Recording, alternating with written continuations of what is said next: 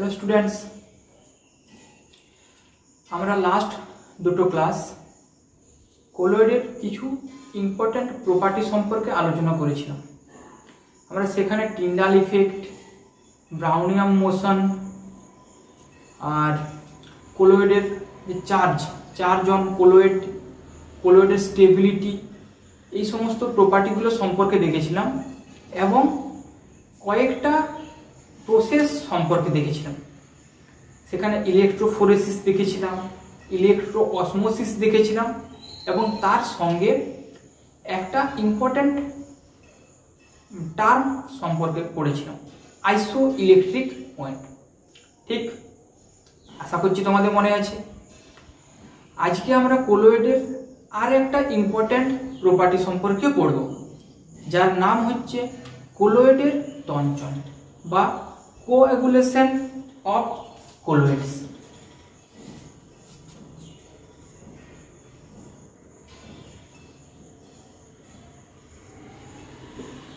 কোঅ্যাগুলেশন of কোলয়েডস বা যেটাকে আমরা বলছি কি কোলয়েডের তঞ্চন।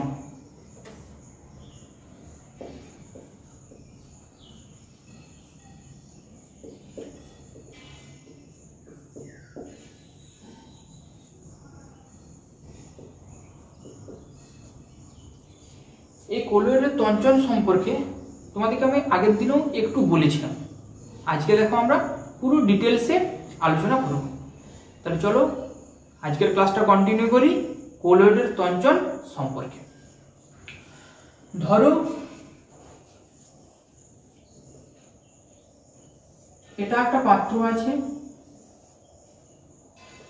যে পাত্রটার মধ্যে দুধ রাখা আছে।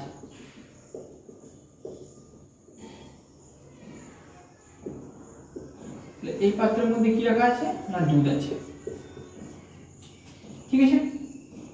এরপর এই দুধের মধ্যে আমি যদি বাইরে থেকে ধরো আমরা এখানে লেবু মিশিয়ে দিলাম, তাহলে কোনো একটা পাত্রের মধ্যে দুধ রাখা আছে, আমি সেই পাত্রের মধ্যে কি না বাইরে থেকে কয়েক ফোঁটা লেবুর রস মিশিয়ে দিলাম।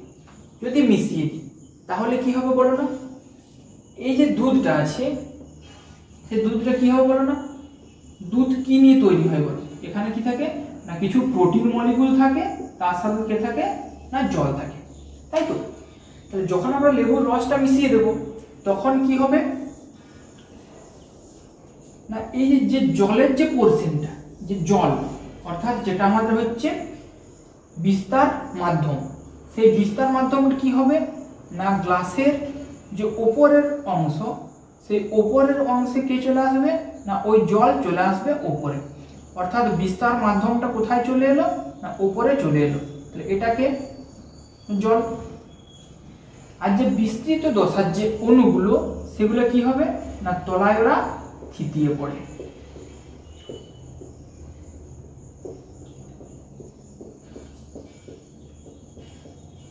ঠিক, তাহলে কি হচ্ছে না দুধের মধ্যে যখন আমরা লেবুর রস মিশিয়ে দিলাম তখন যে জলের যে অংশটা, সেই জলের অংশটা কোথায় চলে এলো গ্লাসের উপরে চলে আসবে, আর দুধের যে সাদা অংশটা, সেই সাদা অংশটা কি না গ্লাসের তলায় কি হবে না থিতিয়ে পড়বে, অধক্ষেপ আকারে নিচে থিতিয়ে পড়বে।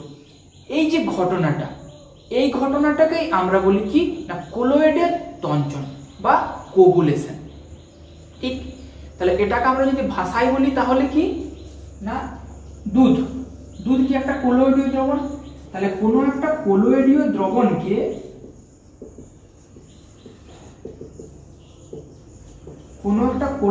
দ্রবণকে অধক্ষেপ বা প্রেসিপিটেট পরিণত করার যে পদ্ধতি, তাকেই আমরা বলি কি তঞ্চন বা কোগুলেশন। বলে বোঝা গেছে? তাহলে কোনো একটা কোলয়েডীয় দ্রবণকে অধক্ষেপে পরিণত করার যে পদ্ধতি, তাকেই আমরা বলি কোগুলেশন বা তঞ্চন। বোঝা গেছে? এরপর দেখো এই কোগুলেশন কেন হয়। তাহলে আমরা এখন যেটা জানবো যে কোগুলেশনের কারণ, কোগুলেশন কেন হয়।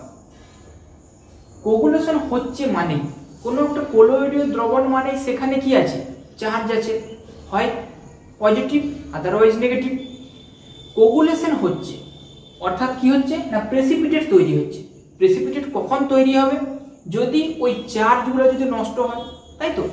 তাহলে চার্জটা যদি নিউট্রালাইজড হয়ে যায় তাহলে কি হবে না কোনো একটা কলোয়েডীয় দ্রবণ অধঃক্ষেপে পরিণত হবে। তাহলে কোগুলেশন কেন হয় না চার্জ নিউট্রালাইজড হয়ে গেলেই কি হবে না কোনো একটা কলোয়েডীয় দ্রবণ অধঃক্ষেপে পরিণত হবে, অর্থাৎ কোগুলেশন হবে। তাহলে কোগুলেশনের কারণ কি না চার্জ নিউট্রালাইজড, এটা হচ্ছে কোগুলেশনের কারণ। বোঝা গেছে? যদি বলে কিভাবে হচ্ছে, যে কোগুলেশন কিভাবে হয়, ঠিক। তাহলে এটা একটু দেখো। ধরো কোনো একটা কলোয়েডীয় দ্রবণ আছে, যেখানে যে পার্টিকেলগুলো আছে, যে কলোয়েডীয় যে পার্টিকেলগুলো তারা ধর হচ্ছে পজিটিভ চার্জ ক্যারি করছে, তারা পজিটিভ চার্জ আছে। তাহলে দুটোই যদি পজিটিভ চার্জ হয় তাহলে এই দুটো পজিটিভ চার্জকে আমরা নিউট্রালাইজ করার জন্য কি করি না আমরা বাইরে থেকে কিছু ইলেকট্রোলাইট বা তড়িৎ বিশ্লেষ্য পদার্থ যোগ করি। সেই তড়িৎ বিশ্লেষ্য পদার্থের মানে যে আয়নটা এখানে থাকবে সেটা ক্যাটায়ন হোক বা অ্যানায়ন হোক, তাহলে এখানে ক্যাটায়ন আছে, তাহলে এর যে অপোজিট যে চার্জটা যেটা ইলেকট্রোলাইটের মধ্যে আছে সেই অপোজিট চার্জটা এসে করে কি করবে না এই পজিটিভ চার্জ বা নেগেটিভ চার্জ তাদেরকে নিউট্রালাইজড করবে। তাহলে যদি বলি যে কিভাবে কোগুলেশন হয়, তাহলে কি বলা যাচ্ছে যে বাইরে থেকে আমরা একটা ইলেকট্রোলাইট যোগ করি, যে ইলেকট্রোলাইটটা কি করে না এই পজিটিভ চার্জগুলোকে বা যে চার্জে থাকুক পজিটিভ বা নেগেটিভ চার্জ তাদেরকে কি করবে না নিউট্রালাইজড করবে। তাহলে বাইরে থেকে আমরা কি করছি না বাইরে থেকে আমরা একটা ইলেকট্রোলাইট যোগ করছি, তাই তো। তাহলে বাইরে থেকে আমরা একটা ইলেকট্রোলাইট যদি যোগ করি তাহলে কি হবে না চার্জগুলো নিউট্রালাইজড হবে। তাহলে এইভাবে কি করতে পারি না আমরা কোনো একটা কলোয়েডাল সলিউশনকে সেটাকে তঞ্চিত করতে পারি বা কোগুলেশন করতে পারি। তাহলে বাইরে থেকে আমরা যে ইলেকট্রোলাইটটা যোগ করছি সেই ইলেকট্রোলাইটটাকে বলা হয় কোগুলেটিং এজেন্ট।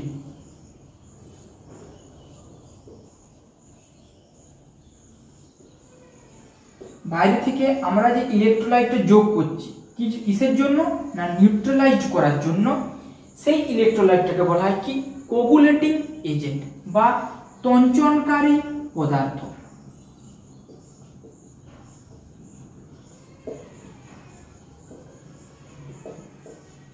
বলো বোঝা গেছে? তাহলে আমরা কি কি দেখলাম, কোগুলেশন কি, কোগুলেশন কেন হয় এবং কোগুলেশন কিভাবে হয়, ঠিক। তাহলে এই তিনটে জিনিস হচ্ছে কোগুলেশনের একদম বেসিক জিনিস, যে কোগুলেশন কি, কোগুলেশন কেন হয় এবং কোগুলেশন কিভাবে হয়।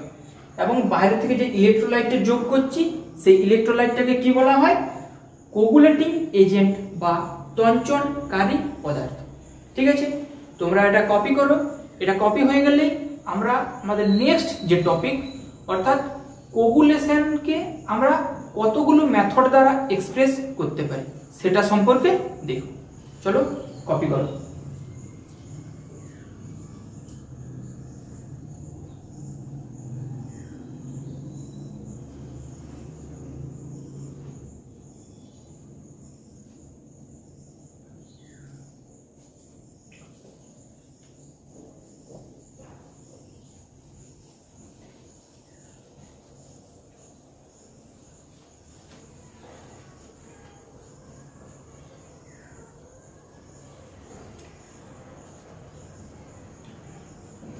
ঠিক আছে, আমরা এখন কি দেখব মেথডস অফ কোগুলেশন।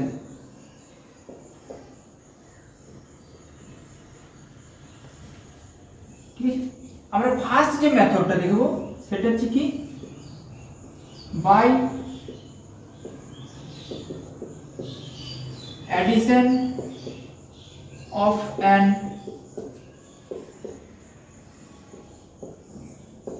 electrolyte। ঠিক আছে, তাহলে আমরা কোগুলেশন দেখলাম যে কোগুলেশনটা কি না চার্জটাকে নিউট্রালাইজড করতে হবে। তাহলে আমরা যত রকম উপায়ে চার্জকে নিউট্রালাইজড করতে পারবো ঠিক ততগুলো উপায়েই আমরা কোগুলেশন করতে পারবো। ঠিক আছে, তাহলে ফার্স্ট কোগুলেশনের যে মেথডটা সম্পর্কে আমরা দেখবো সেটা হচ্ছে কি বাই অ্যাডিশন অফ ইলেকট্রোলাইট, অর্থাৎ কোনো একটা ইলেকট্রোলাইট বা তড়িৎ বিশ্লেষ্য পদার্থ আমরা যদি যোগ করি। ঠিক আছে, ধরো কোনো একটা যে ইলেকট্রোলাইট থাকে সেই ইলেকট্রোলাইটের মধ্যে কি কি থাকে বলো, একটা ক্যাটায়নও থাকবে আবার একটা অ্যানায়নও থাকবে। ঠিক, কোনো একটা ইলেকট্রোলাইটের মধ্যে ক্যাটায়নও থাকে আবার অ্যানায়নও থাকে। এরপর ধরো কোনো একটা ধরো আমার কোলয়েড আছে, সেই কোলয়েডটা কি না পজিটিভ চার্জ কোলয়েড। তাহলে কোনো একটা পজিটিভ চার্জ যদি কোলয়েড সলিউশন থাকে তাহলে তাকে নিউট্রালাইজ করার জন্য আমাদের কি ধরনের ইলেকট্রোলাইট লাগবে, তার অপোজিট। তাহলে পজিটিভ চার্জ কোলয়েড আছে, তাহলে একে যদি নিউট্রালাইজ করতে হয় তাহলে কি ধরনের ইলেকট্রোলাইট লাগবে না একটা নেগেটিভ চার্জযুক্ত ইলেকট্রোলাইট লাগবে, তবেই কি হবে সেটা নিউট্রালাইজ হবে। বোঝা গেছে? একই রকম ভাবে কোনো একটা যদি নেগেটিভ চার্জ কোলয়েড থাকে তাহলে তাকেও যদি আমার নিউট্রালাইজ করতে হয় তাহলে কি লাগবে না একটা পজিটিভ চার্জ যুক্ত একটা ইলেকট্রোলাইট লাগবে। ঠিক আছে, তাহলে এখানে এই জিনিসটুকুই শুধু হয়, ইলেকট্রোলাইটের মধ্যে কি থাকে ক্যাটায়নও থাকবে আবার অ্যানায়নও থাকবে, পজিটিভ চার্জও থাকবে আবার নেগেটিভ চার্জও থাকবে। যে ধরনের কোলয়েড থাকবে ঠিক তার বিপরীত ইলেকট্রোলাইটটা কি হবে ব্যবহৃত হবে। তাহলে আমাদের কোলয়েডটা যদি পজিটিভ চার্জ যুক্ত কোলয়েড হয় তাহলে আমাদের নেগেটিভ ইলেকট্রোলাইট ব্যবহৃত হবে, যদি নেগেটিভ চার্জ যুক্ত যদি কোলয়েড হয় তাহলে পজিটিভ ইলেকট্রোলাইট ব্যবহৃত হবে। বলো বোঝা গেছে? এখানে আমরা একটা ইম্পর্টেন্ট টার্ম দেখব,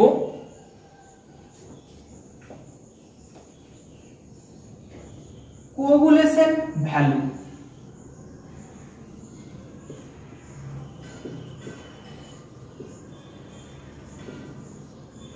কোগুলেশন ভ্যালু এই জিনিসটা কি দেখো, এটা আগে একটু বুঝে নাও তারপর আমি এর সংজ্ঞাটা বলছি। ধরো এটা একটা গ্লাস, ঠিক আছে, ধরো এই গ্লাসের মধ্যে দুধ রাখা আছে, এটা একটা এই গ্লাস যেখানে কি আছে না 1 লিটার দুধ আছে। একই রকম ভাবে আরো একটা গ্লাস আছে, এখানেও দুধ রাখা আছে, এটা বি গ্লাস, এখানেও 1 লিটার দুধ রাখা আছে। ঠিক, এরপর আমি এই গ্লাসের মধ্যেও কি যোগ করছি, লেবু যোগ করছি, এই গ্লাসের মধ্যেও আমি লেবু যোগ করছি। এই গ্লাসে ধরো যে লেবুটা যোগ করছি সেটা ধরো 10 মিলিমোল পরিমাণ, এই গ্লাসে 10 মিলিমোল পরিমাণ কি লেবু মেশাচ্ছি, এই গ্লাসেও লেবু মেশাচ্ছি কিন্তু সেটা 5 মিলিমোল পরিমাণ। ঠিক আছে, তাহলে 10 মিলিমোল লেবুর রস দিলেও কি হবে, লেবু এখানে তঞ্চন হবে, 5 মিলিমোল লেবুর রস দিলেও কি হবে এখানে তঞ্চন হবে। তাহলে যদি বলি দুজনকার ক্ষেত্রে কার কোগুলেশন ভ্যালু বেশি, কার বেশি হবে না যেখানে আমরা বেশি পরিমাণ সাবস্টেন্স দিচ্ছি বা যেখানে আমরা বেশি পরিমাণ ইলেকট্রোলাইট ব্যবহার করছি তার কোগুলেশন ভ্যালু কি হবে বেশি হবে। বোঝা গেছে? তাহলে কোগুলেশন ভ্যালু কি বলছি না আমরা বাইরে থেকে যত মিলিমোল ইলেকট্রোলাইট ব্যবহার করি কিসের জন্য না 1 লিটার কোনো একটা কলোয়েডাল সলিউশনকে তঞ্চন করার জন্য, সেই পরিমাণ মিলিমোলকেই আমরা বলি কি কোগুলেশন ভ্যালু। কি বললাম বাইরে থেকে যত মিলিমোল ইলেকট্রোলাইট ব্যবহার করব 1 লিটার কোনো একটা কলিডাল সলিউশনকে তঞ্চন করার জন্য, সেই পরিমাণ মিলিমোলকেই আমরা বলি কি কোগুলেশন ভ্যালু। বোঝা গেছে? তাহলে এখানে কার কোগুলেশন ভ্যালু বেশি হবে? এ গ্রেটার দেন বি, কারণ এর ক্ষেত্রে আমরা কি 10 মিলিমোল ব্যবহার করেছি, এর ক্ষেত্রে 5 মিলিমোল ব্যবহার করেছি। ঠিক আছে, তাহলে এই গেল কোগুলেশন ভ্যালু। এখানে আরেকটা টার্ম আছে, সেটা হচ্ছে কোগুলেটিং পাওয়ার।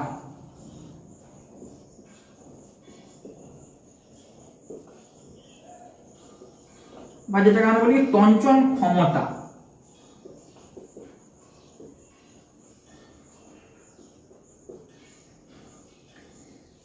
একই জিনিসই আমি যদি বলি যে কার তঞ্চন ক্ষমতা বেশি, এ না বি এর, কার বেশি হবে? এরপরে দেখো, যখন আমাদের এ গ্লাস ছিল, ঠিক এ গ্লাসে কি করেছি না 1 লিটার দুধের মধ্যে আমরা এটাকে তঞ্চন করার জন্য 10 মিলিমোল লেবুর রস দিতে হয়েছে, বা যেটাকে আমরা ইলেকট্রোলাইট বলছি। 10 মিলিমোল ইলেকট্রোলাইট লাগছে। এখানেও 1 লিটার কোলয়েডীয় সলিউশন আছে বা দুধ আছে, যাকে নিউট্রালাইজ করার জন্য কত মোল দিয়েছি? 5 মিলিমোল ইলেকট্রোলাইট দিয়েছি। তাহলে এখানে 5 মিলিমোল যে কাজটা করছে, এখানে 10 মিলিমোলও কিন্তু সেই সেম কাজ করছে। তাহলে কার কাজ করার কার্যকারিতাটা বেশি হবে বলো না? যেখানে 10 মিলিমোল দিয়েছি সেটা, আর যেখানে 5 মিলিমোল দিয়েছি সেটা। অবভিয়াসলি কি 5 মিলিমোল, কারণ এখানে 10 মিলিমোল দিয়ে করে যে কাজ হচ্ছে, এখানে 5 মিলিমোল দিয়ে করেই সেই কাজটা হয়ে যাচ্ছে। তাহলে কার কার্যকারিতাটা বেশি, কার ক্ষমতাটা বেশি? 5 মিলিমোল। বোঝা গেছে?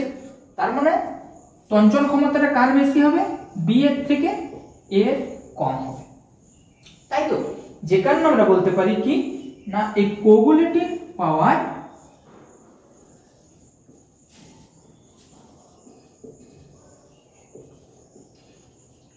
এটা কি হবে না ইনভার্সলি প্রপোর্শনাল কার সাথে? কোগুলেশন ভ্যালুর সাথে। দেখো এটাকে সি আর ভি লিখে দিলাম। বলো বোঝা গেছে? তাহলে কোগুলেটিং পাওয়ার আর কোগুলেশন ভ্যালু দুটো কিন্তু একই কথা নয়। কোগুলেশন ভ্যালু কি না বাইরে থেকে আমরা যত মিলিমোল ইলেকট্রোলাইট ব্যবহার করব 1 লিটার কোলয়েডীয় সলিউশনকে তঞ্চন করার জন্য, তাকেই আমরা বলি কি কোগুলেশন ভ্যালু। আর কোগুলেটিং পাওয়ার কি না আমরা যে ইলেকট্রোলাইটগুলো ব্যবহার করছি যার ক্ষমতাটা বেশি হবে কি না তঞ্চন করার জন্য, সেটাই হবে কি কোগুলেটিং পাওয়ার। এই কোগুলেটিং পাওয়ার এটা কোগুলেশন ভ্যালুর সাথে কি হয়? ইনভার্সলি প্রপোর্শনাল হয়। চলো বোঝা গেছে? এটা কপি করো।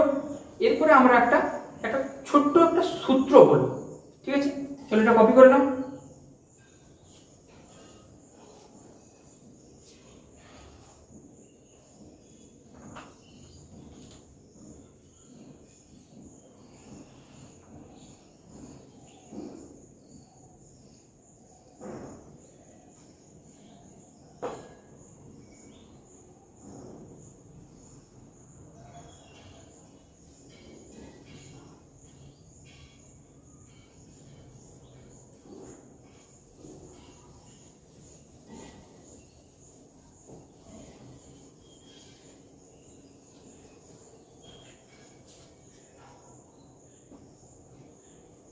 তাহলে দেখো আমরা একটা ছোট্ট একটা সূত্র বলবো। সুলজে হার্ডি নিয়ম। সুলজে হার্ডি নিয়মটা কেমন না সুলজে হার্ডি নিয়মে বলছে যে কোনো একটা কোলয়েডকে তঞ্চন করার জন্য তার বিপরীত যে আধানগুলো আছে সেগুলো দায়ী। তাহলে কোনো একটা কোলয়েডকে তঞ্চন করার জন্য যে বিপরীত আধান আছে সেগুলো দায়ী। এটা হচ্ছে ফার্স্ট, কোলয়েডকে তঞ্চন করার জন্য তার বিপরীত যে আধানগুলো থাকবে সেগুলো দায়ী। সেকেন্ড কি বলছে না এই বিপরীত আধানগুলোর মান যত বেশি হবে কোলয়েডের তঞ্চনও ঠিক ততটাই বেশি হবে। বোঝা গেছে? তাহলে প্রথমে বলছি কি না কোলয়েডের তঞ্চনের জন্য বিপরীত আধানগুলো দায়ী, এবং সেকেন্ডে কি না এই বিপরীত আধানের মান যত বেশি হবে কোলয়েডের তঞ্চনও তত বেশি হবে। ঠিক আছে, ধরো মনে করো যে একটা কোলয়েড আছে, কোলয়েডটা আমার নেগেটিভ চার্জ যুক্ত একটা কোলয়েড আছে।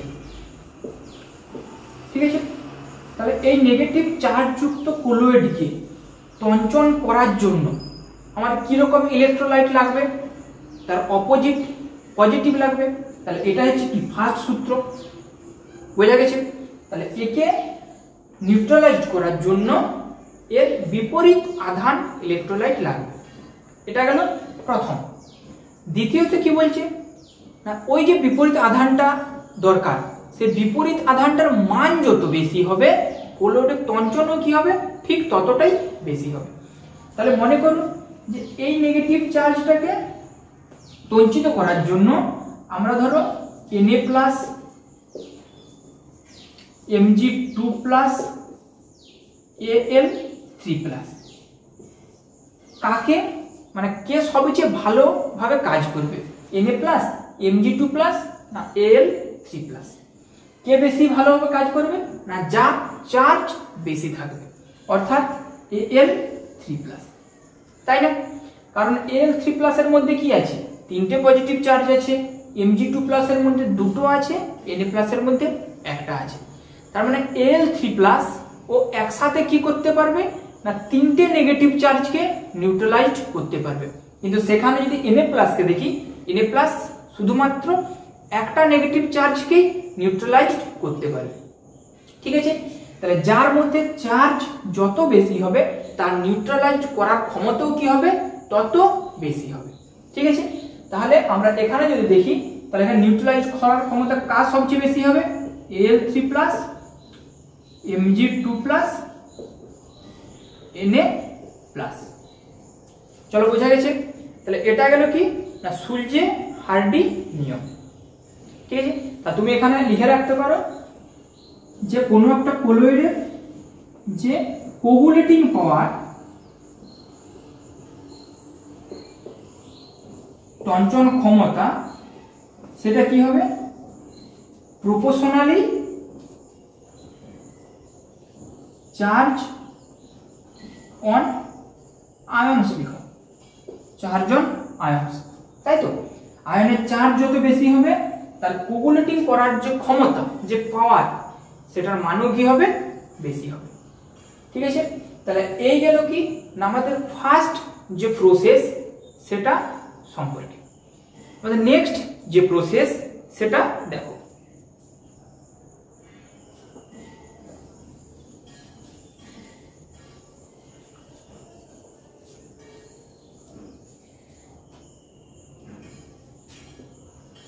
Second process by electrophoresis।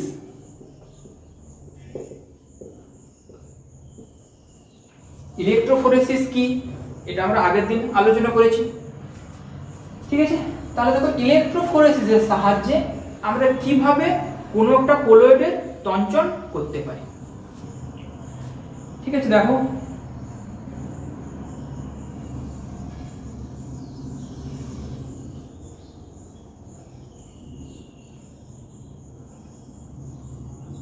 ধরো এটা একটা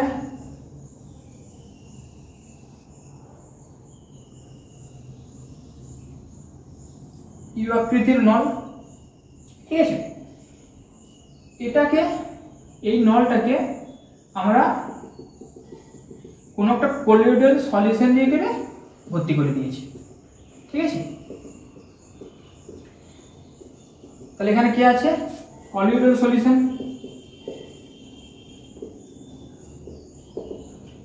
এই কোলয়েডাল সলিউশনের মধ্যে কি আছে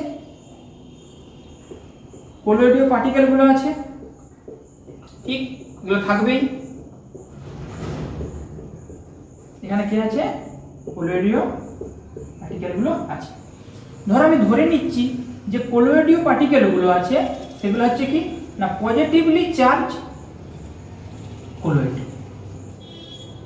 তাহলে ভেতরে যে কোলয়েডীয় যে পার্টিকেলগুলো আছে অর্থাৎ যে বিস্তৃত দশার যে পার্টিকেলগুলো, সেই পার্টিকেলগুলো কি না পজিটিভ চার্জযুক্ত কোলয়েড।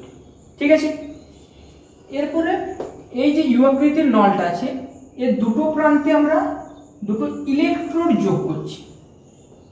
ঠিক আছে, এই একটা ইলেকট্রোড, এই একটা ইলেকট্রোড, দুটো ইলেকট্রোড। ধরো এটা হচ্ছে নেগেটিভ চার্জযুক্ত ইলেকট্রোড অর্থাৎ ক্যাথোড, এটা হচ্ছে পজিটিভ চার্জযুক্ত ইলেকট্রোড অর্থাৎ অ্যানোড। ঠিক আছে, এরপর আমি এই দুটো ইলেকট্রোডকে যখন আমরা কোনো একটা ব্যাটারি দ্বারা যুক্ত করে দেব তখন কি হবে, ইলেকট্রোড দ্বারা এই সলিউশনের মধ্যে কি হবে, কারেন্ট পাস হবে।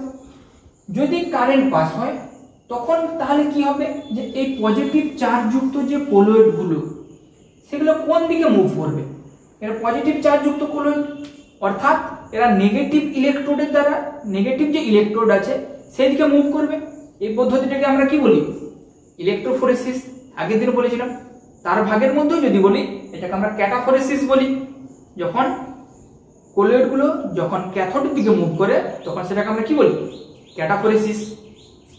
তাহলে এই যে কোলয়েডগুলো ছিল, কোলয়েডগুলো তখন কি হবে না এই ক্যাথোডের দিকে সব মুভ করবে, তাই তো, সব কোলয়েডে ক্যাথোডের দিকে মুভ করতে থাকবে। তাহলে ক্যাথোডের দিকে যখন মুভ করবে তখন কি করবে না ক্যাথোডের কাছাকাছি যখন এরা আসবে তখন এদের মধ্যে যে চার্জ আছে, কি চার্জ আছে, পজিটিভ চার্জ, তখন ওরা ওই পজিটিভ চার্জকে লুজ করে ওরা কি করবে না এই ক্যাথোডের গায়ে এরকম ভাবে সঞ্চিত হতে শুরু করবে। ঠিক আছে, তাহলে ক্যাথোডের গায়ে যদি এরকম ভাবে সঞ্চিত হতে শুরু করে তাহলে সঞ্চিত হচ্ছে মানে কি, এর মধ্যে ক্যাথোডের মধ্যে কি হচ্ছে, তঞ্চিত হচ্ছে, কোগুলেশন হচ্ছে। বোঝা গেছে? তাহলে ইলেকট্রোফোরেসিস দ্বারাও কি হতে পারে না কোনো একটা কোলয়েড কণা কোগুলেট হতে পারে। ঠিক আছে, তাহলে এটা গেল কি আমাদের second method by electrophoresis. Third method দেখো,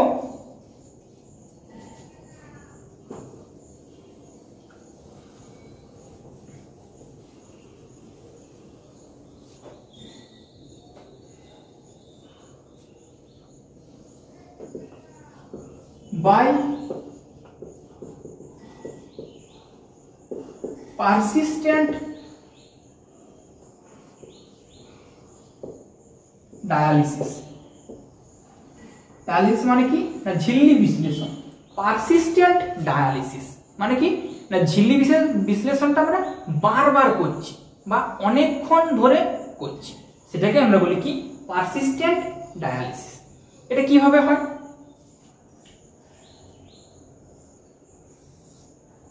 ধরো এটা একটা পাত্র আছে, যে পাত্রের মধ্যে জল রাখা আছে।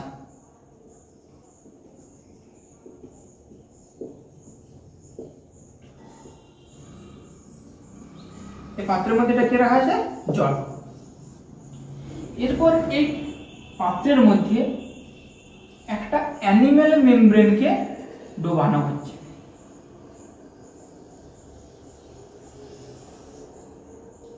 তাহলে ধরো এটা হচ্ছে কি একটা অ্যানিমেল মেমব্রেন, একটা পর্দা। যে পর্দাটার মধ্যে কি আছে,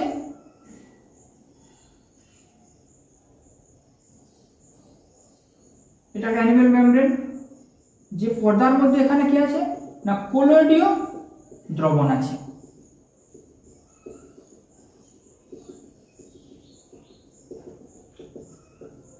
ঠিক আছে, তাহলে যে অ্যানিমেল মেমব্রেনটা দ্বারা পৃথক করা আছে কাকে না কোনো একটা কলিয়েডাল সলিউশনকে। ঠিক আছে, তাহলে কলিয়েডাল সলিউশন মানেই কি এখানে কে আছে, কোলয়েডীয় পার্টিকেল আছে। ঠিক আছে, তাহলে এখানে কে আছে, কোলয়েড আছে। ঠিক, এরপরে দেখো অ্যানিমেল মেমব্রেন একটা কি অর্ধভেদ্য পর্দা। তাহলে এই অর্ধভেদ্য পর্দাটার দ্বারা কি হবে না এখানে যে বিস্তার মাধ্যম আছে সেই বিস্তার মাধ্যম কি হতে থাকবে না আস্তে আস্তে এই জলের দিকে মিশে যেতে থাকবে, মানে এই অ্যানিমেল মেমব্রেন এই পর্দাটাকে ভেদ করে কি করবে না জলের দিকে চলে আসবে। ঠিক আছে, কিন্তু যে কলোয়েড গুলো আছে সেগুলো কি, তাদের আকার কি, তাদের আকার ব্যাস অনেক বেশি, অনেক বড়, যে কারণে ওরা কি করবে না এই মেমব্রেনটাকে ভেদ করতে পারবে না। তাহলে ভেদ করতে না পারলে তখন কি হবে না এই মেমব্রেনের গায়ে ওরা এইভাবে তঞ্চিত হতে শুরু করবে। ঠিক আছে, তার মানে কি হচ্ছে না ঝিল্লি বিশ্লেষণ দ্বারাও কোনো কলোয়েড তঞ্চিত হতে পারে। এটা কিন্তু পারসিস্টেন্ট ডায়ালিসিস, মানে ঝিল্লি বিশ্লেষণটা যদি বারবার করি তবেই কিন্তু এটা হবে। তুমি যদি ডায়ালিসিস করি, শুধু ডায়ালিসিস শুধুমাত্র কি কলোয়েডের পিউরিফিকেশনের জন্য কাজে লাগে। ঠিক আছে, আমরা যে নেক্সট ক্লাস, সেই নেক্সট ক্লাসেই আমরা আলোচনা করব পিউরিফিকেশন অফ কলোয়েডস। সেখানে দেখবে আমরা এই ডায়ালিসিস সম্পর্কে ডিটেলসে আলোচনা করব। এখানে শুধুমাত্র ডায়ালিসিস সম্পর্কে এইটুকুই জেনে রাখো যে ডায়ালিসিস কিভাবে কাজ করে। ঠিক আছে, তাহলে পারসিস্টেন্ট ডায়ালিসিসের সাহায্যে আমরা কি করতে পারি না কলোয়েডকে কোগুলেট করতে পারি। এইভাবে কোগুলেট করি কি না ভেতরে যে বিস্তার মাধ্যম আছে ওরা কি না ওই মেমব্রেনটা ভেদ করে বাইরে বেরিয়ে চলে আসে, এবং যে পার্টিকেলগুলো আছে যে কলোয়েড পার্টিকেলগুলো সেগুলো আস্তে আস্তে থিতিয়ে পড়ে কোথায় মেমব্রেনের গায়ে। বোঝা গেছে? তাহলে এটা গেল আমাদের থার্ড মেথড। এরপরে দেখো fourth method.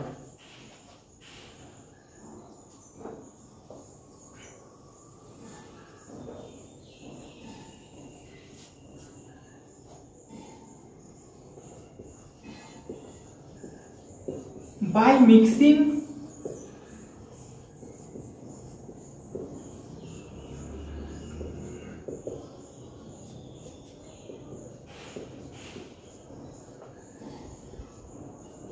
two oppositely charged, দুটো অপোজিট চার্জকে যদি আমি একসাথে যদি মিশিয়ে দিই তাহলে কি হবে নিউট্রালাইজড হয়ে যাবে, আর নিউট্রালাইজড হলেই কি হবে প্রেসিপিটেট তৈরি হবে, অর্থাৎ কোন একটা কলোয়েডের সলিউশন কোগুলেট হতে পারে।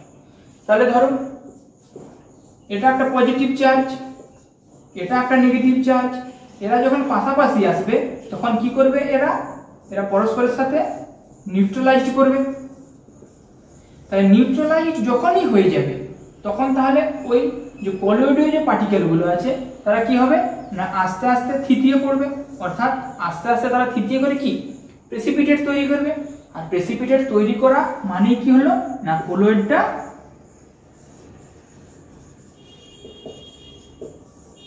কোগুলেট হয়ে গেল। ঠিক, তাহলে দুটো অপোজিট চার্জকেও আমরা একসাথে মিশিয়ে দিলে কি হবে নিউট্রালাইজড হবে, এবং নিউট্রালাইজড হয়ে গেলে কি হবে কলোয়েডের কোগুলেশন হবে। চলো বোঝা গেছে? তাহলে আজকে কি দেখলাম শুধুমাত্র কোগুলেশন সম্পর্কে পুরো ডিটেলসে আলোচনা করলাম। আমরা নেক্সট ক্লাস স্টার্ট করব উইথ পিউরিফিকেশন অফ কলোয়েডস। আজ তাহলে এতটাই, দেখা হবে নেক্সট ক্লাসে।